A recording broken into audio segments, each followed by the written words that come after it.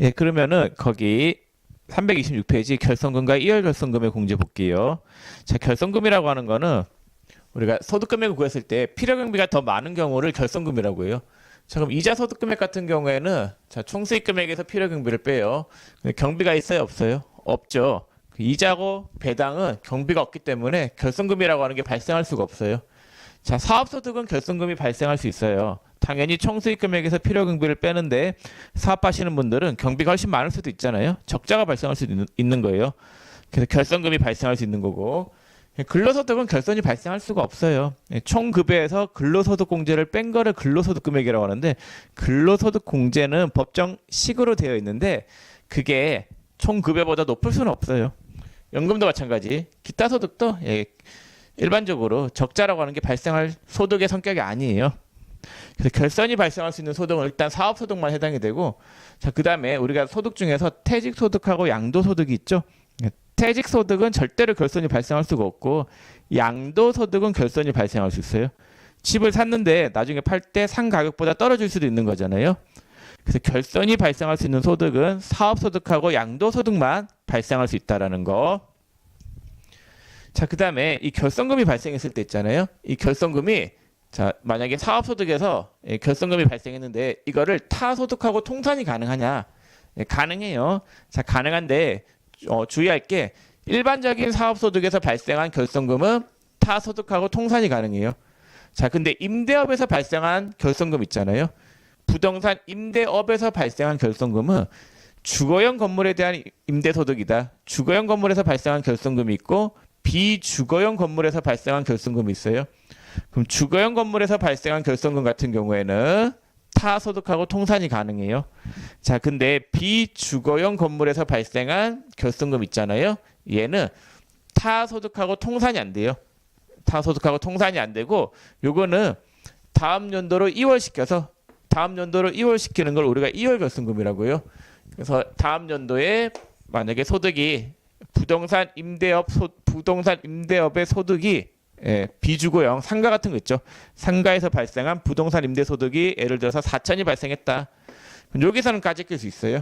얘에서만 서로 까짓길 수 있는 거예요. 그래서 다음 연도로 2월에서 공제가 가능한 거고, 타소득하고 통산 안 되는 거예요.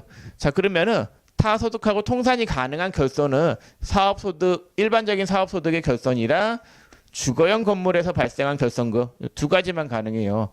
그럼 결손금 총액이 9천만 원 있잖아요. 이 9천만 원을 까제끼는데 까제끼는 순서는 근연기 2배 요 순서예요. 그래서 근로소득하고 먼저 까제끼고, 그럼 9천 중에서 1천 까제꼈죠. 1천 까제끼고 1천 까제끼고 2천 까제끼고 1천 까제끼고, 그러면 총 6천을 까제꼈잖아요. 9천 중에서 6천 까제끼면은 남아있는 결손금이 총 얼마예요? 3천이 남겠죠 이제. 자, 이 3천만 원의 결손금은 다음 연도로 2월 할 수 있어요. 그걸 우리가 2월 결손금이라고요.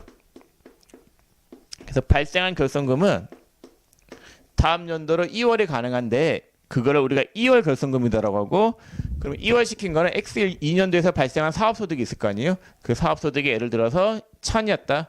그럼 얘하고 일단 먼저 까줄게요. 그래도 결손이 얼마가 남아있어요? 2,000이 남아있죠? 그러면 그것도 순서가 근연기 2배 순서대로 까제끼는 거예요. 자, 그럼 2월 결손금 있잖아요. 요거는 몇 년간 2월이 가능하느냐? 10년 동안 2월이 가능하다. 이것도 외우세요. 10년 동안 2월 결손금 공제가 가능하다라는 거. 자, 책 볼게요. 326페이지 상단에 결손금 공제의 첫 번째 줄에 결손금이란 당해 연도에 속하는 필요경비가 당해 연도에 속하는 총수익 금액을 초과하는 경우에 그 초과하는 금액. 자, 그다음 소득세법상 그러니까 결손금은 경비가 더 많은 걸 이야기하고, 소득세법상 결손금은 사업소득 및 양도소득에 대해서만 인정.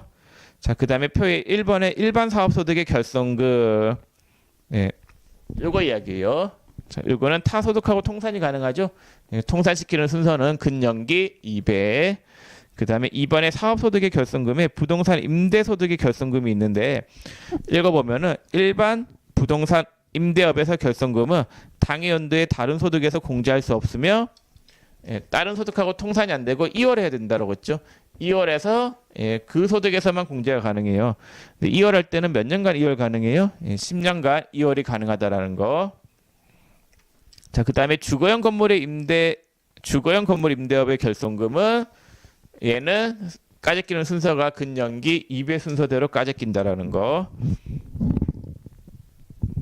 자, 그 다음에 하단에 이번에 2월 결손금의 공제. 자, 2월 결손금 두 번째 줄에 2월 결손금은 몇 년 가능해요? 2월이 10년. 까짓기는 순서는 근년기 2배.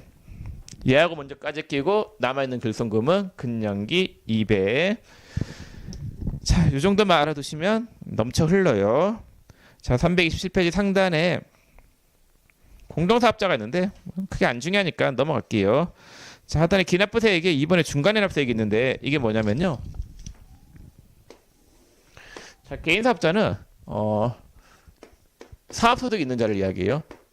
근로소득자, 다른 소득자는 됐고 사업소득자들 있잖아요.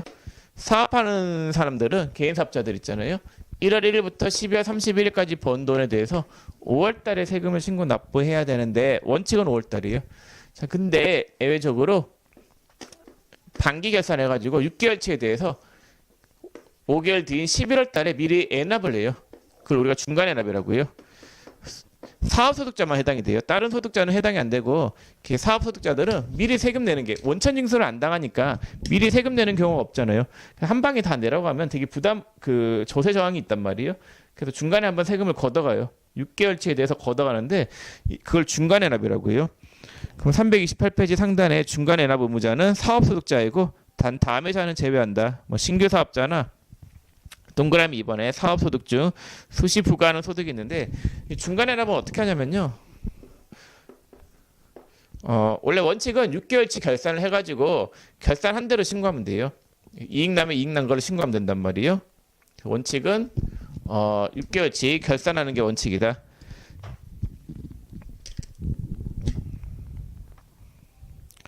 잘못 이야기했어요. 다시 이야기할게요. 자, 원칙은 원래 직장 가세기간 납부세액의 반을 납부하는 게 원칙이에요. 작년도에 소득세를 100만 원 냈다라고 하면은 거기에 반인 50만 원을 내는 게 원칙이에요. 부가가치세하고 똑같죠. 원칙은 고지가 날라와요. 반이 직전 가세기간 납부세액의 반이 고지서가 날라와요. 부가세 예전고지세액 납부하는 거랑 똑같아요. 자, 근데 예외적으로 부가가치세하고 마찬가지로 실적이 안 좋거나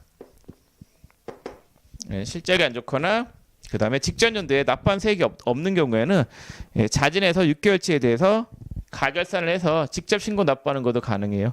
그래서 중간애납은 둘 중에서 원칙은 고지인데 예외적으로 자진해서 신고 납부도 가능하고, 그다음 하단에 4번에 소액부 징수가 있는데 이 고지할 때 있잖아요. 고지 금액이 30만 원이 안 되면 그때는 중간애납세액 안 내도 돼요. 고지도 안 하고 신고도 안 해도 돼요. 자, 이 정도만 알아두시면 되겠습니다. 자, 329페이지 문제가 있는데 문제는 여러분들이 풀어보시고, 자, 330페이지 가보시면은 상단에 6번하고 7번하고 6번, 7번 문제가 있는데 이건 나중에 하세요. 연말정산 배우고 난 다음에 하시고, 8번에 보시면은 중간애납에 대한 문제가 있는데 그 동그라미 2번에 고지서에 의하여 발급한 중간애납세액이 50만 원 미만인 경우에는 징수하지 않는다. 50만 원이 아니라 30만 원이에요. 자, 그 다음에 이 중간애납세액은 있잖아요. 자, 이 예외가 있잖아요. 예외를 다시 보면 328페이지 보시면은, 자, 328페이지 예외가 언제 중간애납을 신고할 수 있느냐. 직전 연도 납부세액이 없으면. 직전 연도 납부세액이 없을 때는 자진해서 신고 납부를 해야 돼요. 이거는 의무예요. 직전 납부세액이 없으면은 그때는 무조건 신고해야 돼요. 강제 규정이에요. 왜냐면은 직전 연도에 납부세액이 없다라고 하는 거는 반을 부과할 수가 없는 거니까 실적을 계산해서 신고해 달라는 거예요. 이거는 강제 규정. 그 다음에 직전 연도 납부세액에 올해 6개월치 가결산을 해서 나오는 세액을 봤더니 소득세가 얼마 나오냐 계산을 해봤더니 그 금액이 직전 연도 납부세액의 30%에 미달한다. 직전 연도 납부세액의 30%에 미달할 때는 그때는 신고하면 신고한 대로 받아주겠다라는 거예요. 부가가치세는 얼마였어요? 3분의 1이었었죠. 소득세는 30%.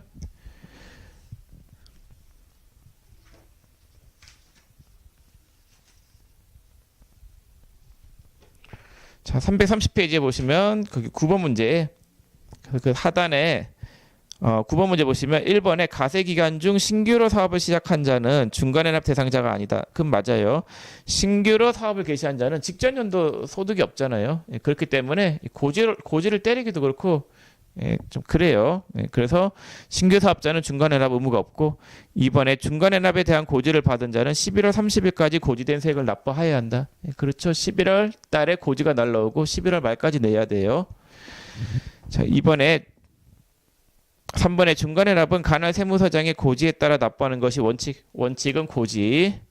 4번에 중간연합 추계액이 중간연합 기준액의 50%에 미달하는 경우, 아니 30%에 미달하는 경우에는 예, 중간연합 추계액을 중간연합 세액으로 한다. 아니에요. 30%에 미달했을 때 가능한 거예요. 자, 이렇게 가볍게 좀 보시면 될 것 같아요. 이 부분은 시험에 잘 나오는 건 아니니까. 예, 결성금은 그나마 좀 잘 나와요. 이건 제대로 보시고 중간연합은 그렇게 잘 나오는 주제는 아니니까 뭐 가볍게 보셔도 될 것 같습니다. 자, 그럼 소득세 이론 설명은 다 드렸고 이제 여러분들한테 설명드려야 될 부분이 연말정산이거든요. 자, 여기까지는 뭐 시험 문제 나와봤자 두 문제, 이론 문제 두 문제고 이제 본론으로 들어가서 실기 있잖아요. 예, 실기를 보겠습니다. 자, 이 부분은 일단 이번 시간을 여기서 끊고 다음 시간에 보겠습니다. 수고 많으셨습니다.